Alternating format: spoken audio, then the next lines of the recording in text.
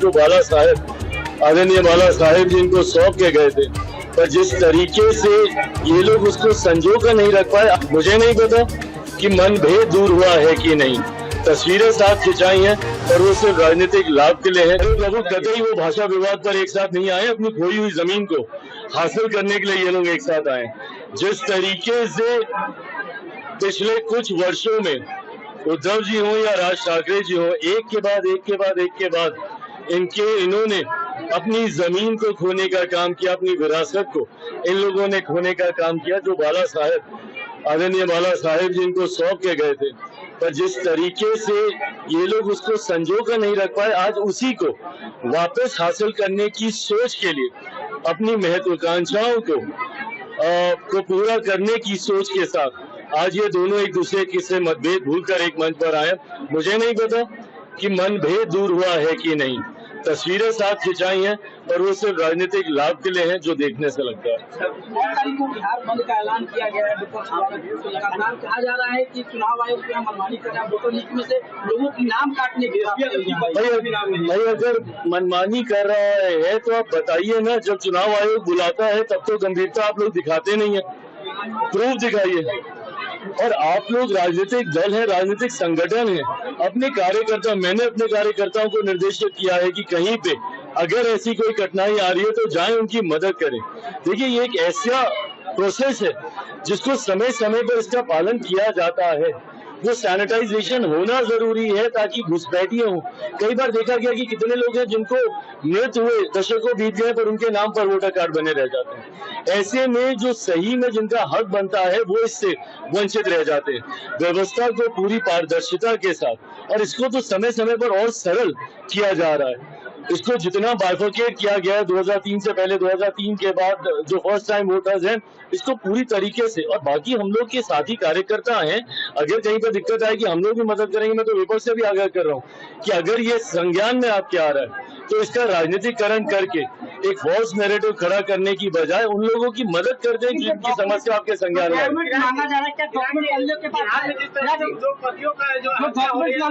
ये चिंता का विषय है।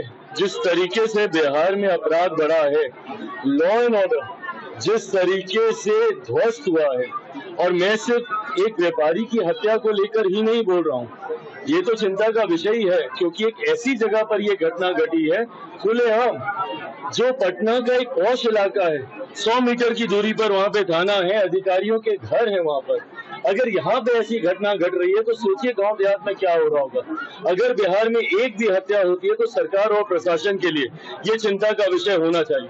मेरे लिए चिंता का विषय है कि मैं जिस सरकार का समर्थन कर रहा हूँ, और मैं दुखी हूँ इस बात से कि जो सरकार सुशासन के लिए जानी जाती थी, वो सरकार में अगर इस तरीके से आपराधिक घटनाएं बढ़ेंगी तो विपक्ष को तो बोलने का मौका मिलेगा ही। कहीं ना कहीं कहाँ चूक हुई है, ये हम लोगों को सुधारना होगा और कड़ी से कड़ी कार्रवाई करके उसके ऊपर हम लोग को एक प्रेसिडेंट सेट करना होगा ताकि भविष्य में ऐसी घटना ना घटे। मेरी प्रतिक्रिया ये है कि दो भाई एक साथ आ गए हैं, बहुत अच्छी बात है। और उद्धव ठाकरे, राज ठाकरे एक साथ आने की राह अनेक लोग देख रहे थे, लेकिन लोगों में जो आनंद है वो आनंद खाली शिवसेना के लोगों में है। और दो भाई इकट्ठा आना ये मतलब उनके लिए बहुत अच्छा लगा है। लेकिन दो भाई इकट्ठा आने से महायुति का ज़्यादा फायदा है, क्योंकि महाविकास आघाड़ी में फूट हो जाएगी। और लेकिन अभी ये दो भाई तो मराठी के मुद्दे पर अभी एक मेड़ावा के लिए इकट्ठा आए थे, आगे वो कितना इकट्ठा आए कि मुझे मालूम नहीं है।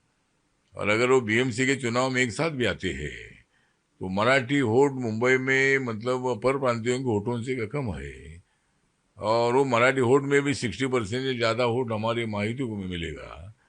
और इसीलिए मुझे लगता है कि और बाकी पर प्रांतीय जो है ये डेडली इनके आगे जाएगी। तो इसीलिए मुझे लगता है कि जिस तरह या मराठी प्रेम तो मैं समझ सकते हैं, लेकिन हिंदी भाषा का विरोध करने की भावना ठीक नहीं है। या मराठी बोलना ही चाहिए, इसी से दादागिरी करना ठीक नहीं है। राज ठाकरे जी ने अपने मन सैनिकों को बताने की आवश्यकता है कि भाई इसी तरह की दादागिरी करना ठीक नहीं है। और दादागिरी को दादागिरी का भी उत्तर दिया जा सकता है।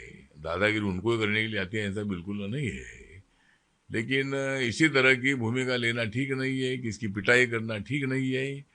और देवेंद्र फडणवीस सरकार को मेरा निवेदन है कि इसी तरह की जो लोग मनसे के जो कार्यकर्ता है, जो कार्यकर्ता खुद वीडियो निकालते हैं, फिर वो पूरा पब्लिश करते हैं कि हमने कैसा मारा है, थप्पड़ मारा है, तो वो थप्पड़ मारेंगे तो दूसरा दो थप्पड़ मार सकता है। और इसीलिए मुझे लगता है कि इसी तरह की भूमिका लेना ठीक नहीं है। मराठी आनी चाहिए, ये समझाने की बात हम समझ सकते हैं, मराठी पढ़ाने की बात भी हम समझ सकते हैं, लेकिन ऐसी दादागिरी का हमारा कड़ा विरोध है। और सरकार ने, देवेंद्र फडणवीस सरकार ने इनके ऊपर एक्शन लेनी चाहिए और उनको जो सज़ा है, ये सज़ा ऐसे लोगों को मिलनी चाहिए। उद्धव ठाकरे जी ने बीजेपी के फडणवीस जी के ऊपर बहुत टीका टिप्पणी की है, इसके ऊपर आपका क्या कहना है? मुझे लगता है कि उद्धव ठाकरे जी तो परेशान है, क्योंकि उनको छोड़कर 40 एमएलए चले गए। अनेक लोग रोज कारपोरेटर जा रहे, कार्यकर्ता जा रहे, एक से एमएलए जा रहे हैं, और इसीलिए उद्धव ठाकरे जी परेशान है। और उनको ये लगता है कि भाई ये नरेंद्र मोदी जी, अमित शाह का ये मतलब, और देवेंद्र फडणवीस का ये प्लान है कि हमारे लोग इन्होंने तोड़ दिए हैं, एक नाथ शिंदे जी को अपने साथ लिया है। तो ये गुस्सा उनके मन में, इसीलिए वो रोज उनको अमित शाह दिखते हैं अटैक करने के लिए। कभी नरेंद्र मोदी पर अटैक करते हैं, कभी देवेंद्र फडणवीस पर अटैक करते रहते हैं। तो आज के भाषण में भी उन्होंने इसी तरह की टीका टिप्पणी की है, लेकिन उसके कोई हमको फर्क नहीं पड़ता है। ये दोनों भाई जो एक साथ आए हैं ठाकरे परिवार, मराठी को लेके आए हैं या महानगर पालिका को लेकर एक साथ एकजुट हुए? मुझे लगता है कि मराठी के लिए तो अभी इकट्ठा आए हैं, लेकिन महानगर पालिका के लिए अगर आते तो देखते अभी क्या होता है। लेकिन जिस तरह आज के भाषण में मतलब जो भी दोनों भाई एक साथ आए और मैनेजमेंट बहुत अच्छा था, लोगों की भीड़ भी बहुत अच्छी थी। और लेकिन महानगर पालिका में ये दो इकट्ठ आएगी कि नहीं, ऐसा नहीं बोल सकते हैं। और अगर इकट्ठ आएगी भी तो महाविकास आघाड़ी में फूट हो जाएगी, और उसमें महायुति का ज़्यादा फायदा होगा। तो आते हुए इलेक्शन को लेकर क्या दोनों भाई ने एक साथ आने की, एकजुट होने की कोशिश की है, या फिर क्या आते इलेक्शन को लेकर उन लोगों ने टारगेट किया? मुझे लगता है कि चुनाव को लेकर कुछ इकट्ठ आए, ऐसा मुझे लगता नहीं है। अभी तो मराठी के मुद्दे पर इकट्ठ आए हैं, और विजय मेड़ावा लेने का उनको कोई अधिकार नहीं है। देवेंद्र फडणवीस सरकार ने 2 जीआर निकाले थे, और लेकिन लोगों की भावना ध्यान में रखते हुए उसको रद्द करने का निर्णय लिया। तो विजय मेड़ावा हम लोगों ने लेना चाहिए था, उनको विजय मेड़ा लेने का अधिकार नहीं था। लेकिन ठीक बात है, वो इस बहाने दोनों भाई एक साथ आए हैं, वो दोनों एक साथ रहे या ना रहे, लेकिन हमारा महायुति का बिल्कुल उसमें नुकसान नहीं है। तो हिंदी भाषा का जीआर कैंसिल करने का मतलब क्या होगा? मतलब ये हुआ कि जिस तरह उद्धव ठाकरे और राज ठाकरे की तो भूमिका थी इसीलिए ऐसा किया, ऐसा बिल्कुल नहीं है। लेकिन लोगों की भावना ध्यान में रखते हुए जो मराठी इंटेलेक्चुअल्स है, मराठी साहित्यकार है, मराठी विचारवंत है, मराठी उद्योगपति है, मराठी जो लेबर क्लास है, वैसे सब लोगों की भावना ध्यान में रखते हुए दोनों जीआर निकाले थे। और पहले से 6 साल के बच्चे को हिंदी पढ़ाना उतना ठीक नहीं था, मतलब हिंदी भाषा तो पढ़ानी चाहिए। और 1 साल में 10 क्लास होने वाले थे, लेकिन तो भी पुलिस से ये सख्ती करना ठीक नहीं था। इसलिए लोगों की भावना को ध्यान में रखकर जीआर निकाले थे, और उसको रद्द करने का निर्णय भी सरकार ने लिया है। Thank you.